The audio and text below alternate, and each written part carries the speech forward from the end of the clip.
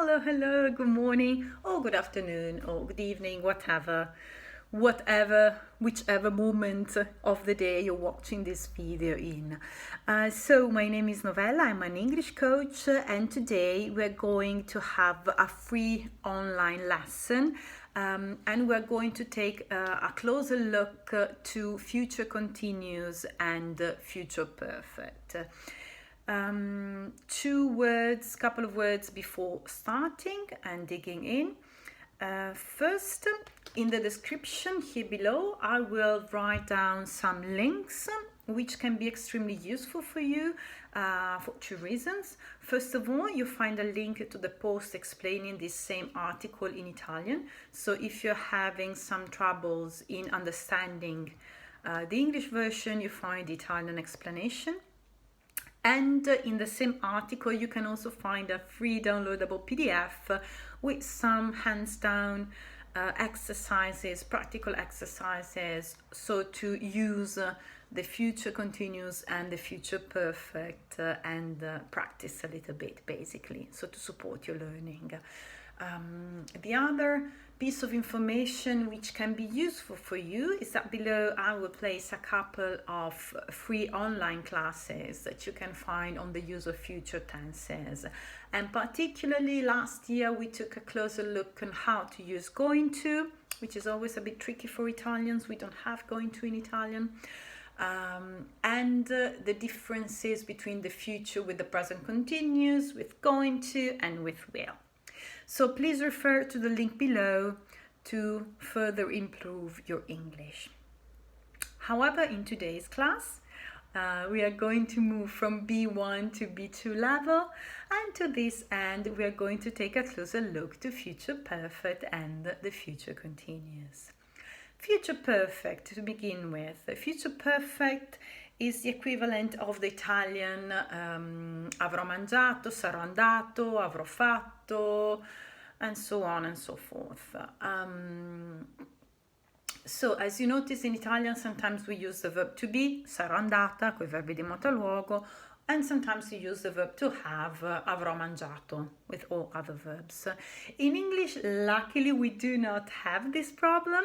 We only use the verb to have. And the construction is super easy. Will have, together, never changes, will have, and then the past participle. Will have spoken, will have eaten, will have walked.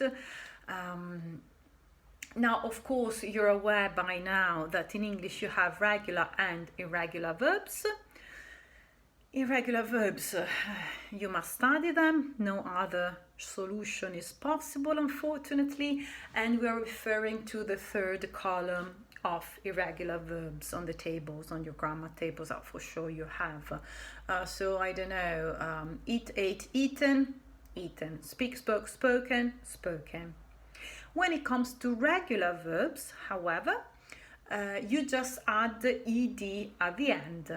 Work, worked. Play, played. Study, studied, and so on and so forth.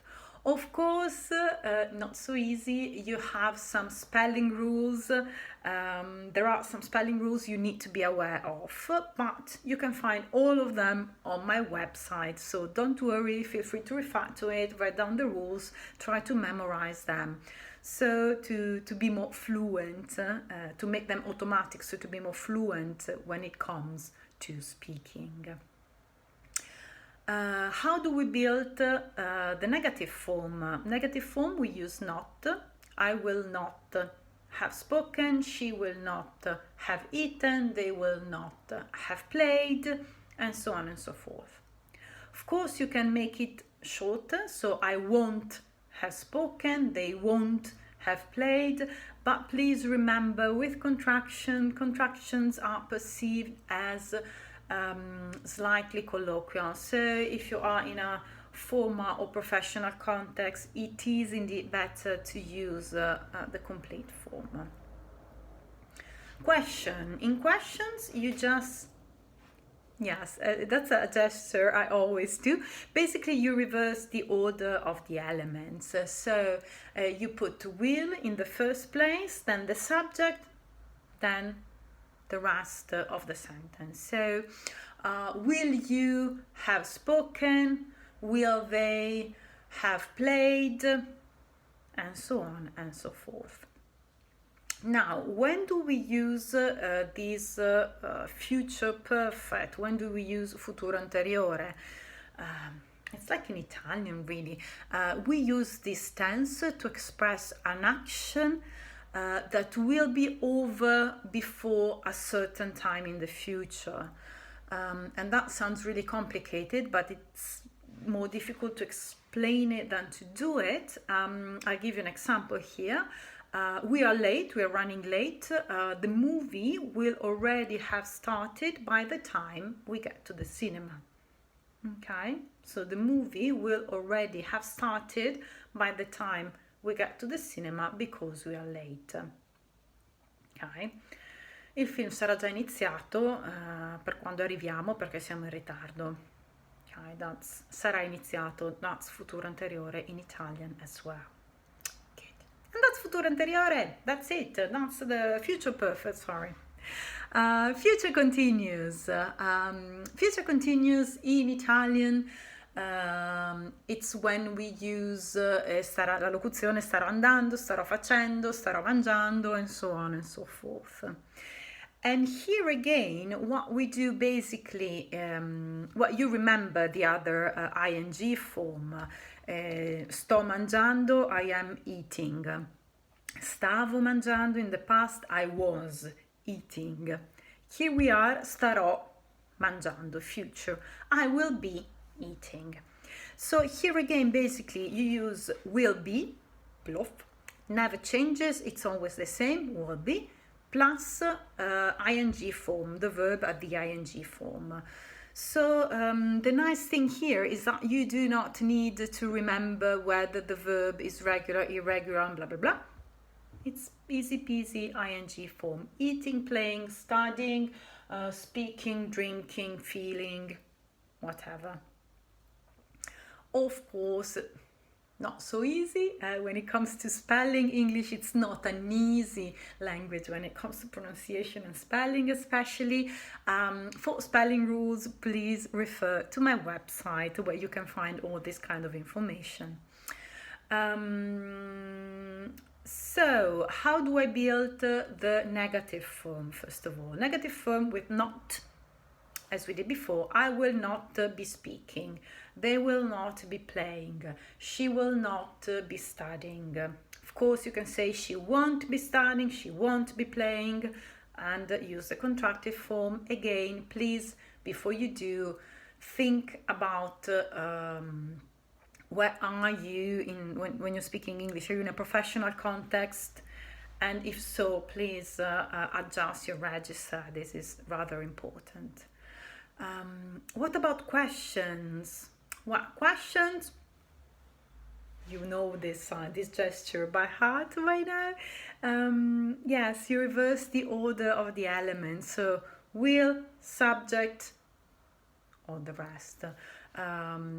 Will she be eating? Will they be watching? Will I be singing? Easy peasy. Easy peasy, but when do we use this tense? Again, super easy for us Italian. We're lucky, we're blessed actually, because it's the same as in Italian. We use this tense to express an action that we are going to do in the future and really be immersed in. For example, tomorrow morning I'll be sleeping until 11. I wish, but no. Yes, tomorrow morning I'll be sleeping until 11.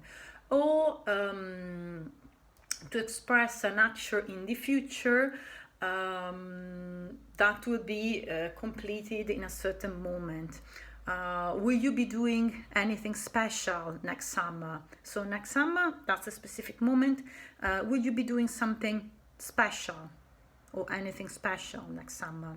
Yes, and that's when you use it. So here we are. That's it for our free online class today. We have taken a closer look to the verb, to the future perfect and the future continuous. please refer to my website www.novellabenedetti.it for some grammar exercises, so to practice and further improve. And this video is part of a series of videos on how to support your learning in getting from B1 to B2 level. Then for whatever question or doubt you might have, feel free to write me an email, comment the video. If you like this YouTube channel, please remember to subscribe. And of course, if you like my website, also please don't forget to subscribe to my monthly newsletter where I share some more free content just for people who opted in. Good. So I wish you a lovely day.